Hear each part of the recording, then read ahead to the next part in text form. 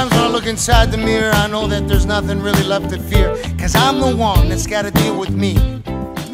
Hello and welcome back to the Nightcap. I'm Josh Rimmer on nextsportstar.com. Joining us right now on the line, a man a lot of people feel, including myself, should be in Cooperstown. Pete Rose joins us on the line. Pete, thanks for taking the time to be with us. Hey, Josh, it's always a pleasure talking with you, and you sound like you're doing good up there. And don't forget now, don't fib to your fans. I made some bad mistakes, and that's why I'm not in the Hall of Fame. I wish I was, but that's what happens when you don't keep your nose clean. And we're doing good now, and we'll just see what happens when we get a second chance someday. Absolutely, Pete, and I think you definitely deserve it. I first want to talk about your reality show. I just recently watched it, and I got to say I was very entertained by it. I thought it was a great show. Tell me a little bit about the show, and maybe tell our audience a little bit about the show for the ones that haven't seen it yet. Well, I have a younger fiance by the name of Kiana Kim, and we get along great. We smile, we laugh, we have fun, and she has a 14-year-old daughter and an 11-year-old son. It's fun for me to be back raising kids again, and neither one of us drink, neither one of us smoke. We have the same likes, and we have a lot of fun, and we're going to do a lot of things. We're getting a breast reduction. I'm getting a Cincinnati Red tattoo. Wow. Girls getting their braces taken off. We're going to Cooperstown next week on the episode, and the same night we show what we do in Vegas when I work.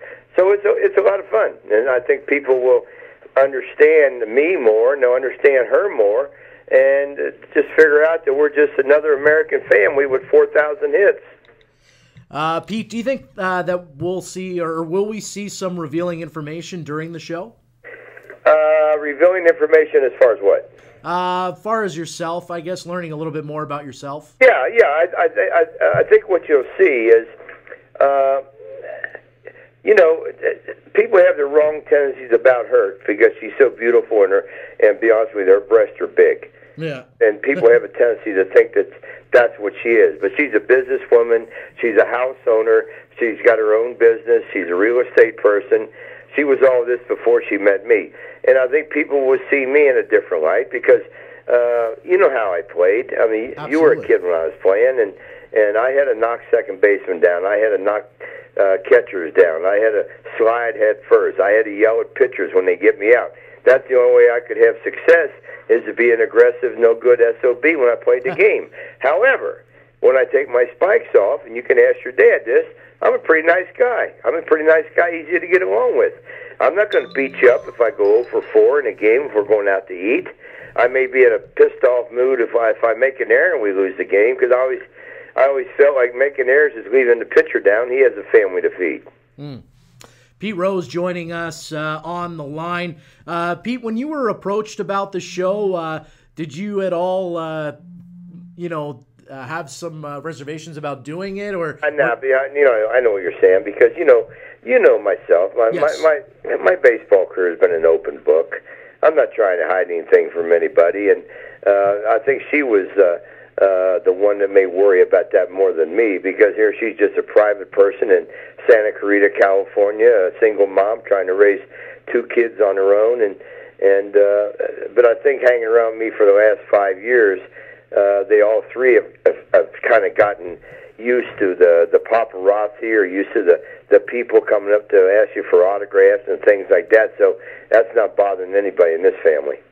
Pete, are you still also, do you still sign at all in Las Vegas? Do you still sign baseball? I'm at the Mandalay Place at the Art and Music Store about 20 days a month, and wow. We get a lot of Canadians come up there, last week especially. So, and we have a beautiful Montreal shirt that I sign, and we got a Philly shirt and a Cincinnati shirt, and we actually have about 22 items. But it's good. It's good because, people come to Vegas from North Dakota, South Dakota, Idaho, New Hampshire. They just want to see somebody that they think might be a celebrity. And you don't have to come in and buy something from me. You just come in and say hi and take a picture and turn around and go about your business. But we try to make anybody that buys an autograph, we try to make it a couple 3-minute experience.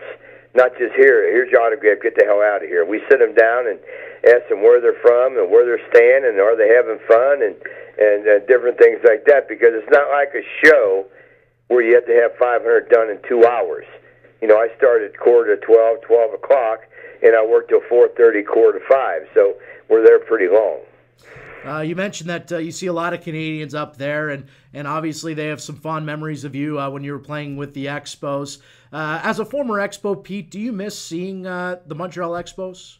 Yeah, actually, I thought it was a wonderful town, but don't forget, it was a hockey town. And, yes. You know, it's amazing right now how many Canadians are already ordering their World Series tickets because of all the money Toronto spent up there.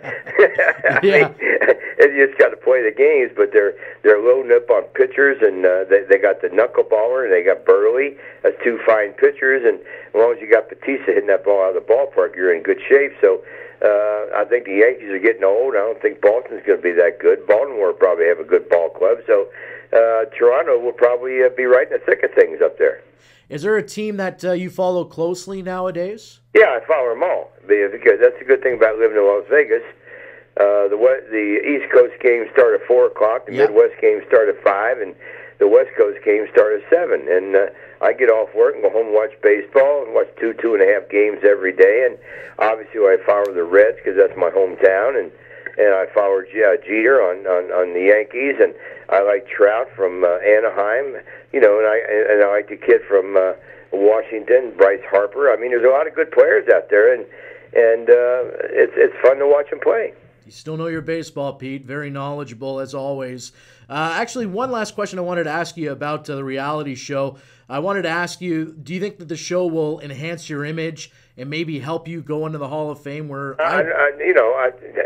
We didn't do this show at all for that. Yes. Okay. Absolutely. We didn't do a show at all for that. That wasn't even on our mind, and I doubt very much, babe. I doubt very much if Bud Selig is sitting home on a Monday night watching TLC.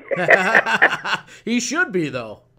Well, I want you to do one thing. I want you, my girl's sitting right here. You can ask her a question or two about the reality show. Okay, her name's Kiana. Kiana, gotcha. Hello? Hey, Kiana, how you doing? Good, how are you? Good. Thanks for joining us here on the Nightcap. Tell us a little bit about the reality show. I'm sure you're really enjoying it. I know it just started up, but tell us about your experience so far filming. Well, we finished in October, and it was really tough. I'm not going to lie. I don't think we were prepared for what we got involved in, but after it was all over, you know, a lot of things that, you know, I guess Pete and I hadn't even discussed, you know, came out, and I think it bettered our relationship, and it brought our families closer, and there was a few difficult situations that, you know, we were kind of uncomfortable to be in, but we faced them and we overcame them, and now things are much better. Is this something that maybe could you guys do more episodes of this show? Maybe tape some more episodes if it really takes off? Yeah, because not everything that we discussed was, I guess, addressed. You know, there were things about maybe my sister. I don't know if you saw the first episode, but yes, yeah, there's an obvious issue with my sister. She's never met Pete, and I've been with Pete for 5 years now, so that's kind of weird. You know, there's also an issue on Pete's side of the family that we're trying to work towards, that we're trying to better, and you know, there's also, you know, plans of a wedding. And I'm sure that, you know, the cliffhanger that we leave on the first season, you know, people will be curious to see if that happens in season 2. And, you know, also the pursuit of Pete getting, you know, reinstated, or, I don't know, just pursuing the Hall of Fame, you know, that's always in question. So I think there's a lot of things that we can talk about in season 2. All right, on. Well, we look forward to continuing seeing season 1, since we've only seen one episode up here so far. but looks like it's been pretty exciting for you guys. Yeah, it has, and it's the first time we've seen it as well. So when we saw it on Sunday night, we were very happy because we did, for hours and hours of taping, you don't know what they're going to put together, and all the interviews that we've been doing, all those media outlets have seen it prior to us. So we've been asking them, how is it? And they've been telling us it's great. We're going to be happy. And we've only seen little clips from just the interviews that we've been doing here and there. And when we finally got to see it on Sunday night, we were pleasantly surprised. And it was actually very, very touching for us, especially next week's. Next week's is going to be a tearjerker. Oh, really? Well, I look forward to seeing that. That's for sure. Yeah. That's for sure. Well, Kiana, thanks for coming on here for a couple minutes. Thanks for having me. Okay, hold on. Okay. All right, Ram. Oh, that was great, Pete. I have a couple more questions for you, Pete, and then we'll let you go. Really appreciate you taking the time. When's the last time you had a girl on your sports show? I had, who do we have on recently? We had Trish Stratus on a couple weeks ago, and we also had, what's her name? Jessie Jane, the adult star, on our program a couple weeks ago as well. So we have no problem doing that on our show at all. So really appreciate you helping us out with that, Pete. All right, babe. I want to ask you a couple more questions before we let you go. It was interesting to see this year with Cooperstown not allowing anybody in this year. What did you think about no one going into Cooperstown this year? Well, first of all, I thought that was kind of sad. Yes. On the second part of that question, I don't think the fans should blame baseball, the players, the owners, the general managers, because this was done by the writers. A lot of people don't understand that the Hall of Fame is owned by the Clark family, and all baseball does is supply guys that go into the Hall of Fame every year. And I thought there was some really interesting and exciting names on that list this year. I mean, Biggio, all right? Here's a guy who got 3,000 hits first time on the ballot. That was the first time a guy with 3,000 hits was on the ballot for the first year since 1945 that didn't make the Hall of Fame. Wow. Okay? Then you got Mike Piazza, over 400 home runs as a catcher. Probably the best offensive catcher in the history of baseball. Ivan Rodriguez, I think, is the best defensive catcher, and I think Johnny Bench is the best overall catcher. And then you got Jack Morris, who had a lot of great years. I think he's got 272 wins in a Detroit uniform, and he was one of the best pitchers of his time. I would have considered him. Now, we all knew that the guys linked to steroids were not going to get many votes because we saw what Mark McGwire did the first year he was on the ballot. Yeah. Now, my question to you, okay, and you're a sports aficionado, do you believe that 33%, a little over 33% of the voters voted for Bonds and Clemens? What does that tell us? Yeah, it tells us that they don't want him to get in. Well, if they didn't want him to get in, 33%, 35% wouldn't have voted for him. Yeah, no, well, those 35%, wanted him in. Yeah, because Sammy Sosa only got 12%. Yeah. I mean, it just seems, Pete, that kind of the writers are split in half. Some guys feel that the Barry Bonds and the Roger Clemens and the Mark McGwire should be in the Hall, and the other half doesn't feel it the same way. So it's going to be interesting to see. I think you'll agree with this, okay? And you're in the media. Yes. But I think writers should report the news, not create the news. Agreed. And that's what we're seeing in this kind of situation. Because they were so enamored by not voting for the guys on steroids or linked to steroids, they forgot to vote for Biggio. Yeah. Forgot to vote for Piazza. That's really not fair to those guys. Not fair at all, Pete. And that's a shame. Now, some people say, well, they'll get in next year because they got 68, 67%. Well, let me tell you something. It's going to be harder next year. Why? Okay? Because you got Maddox. Yeah. You got Glavine. You got Pedro Martinez. You got Jeff Kent. Okay? You got Frank Thomas. Yeah. Those are all guys that should go to the Hall of Fame. Now, what's going to happen to Biggio and Piazza next year? They're going to get shuffled. But 4 or 5 more votes? Yeah. See, the way that works, you know this, the way it works, your dad probably told you. Yeah. What they do is they get a ballot and they look at the top 2 names or so, and they vote for them. And then they see 2 or 3 other good names. Oh, we'll put them on next year. They'll be the big names next year.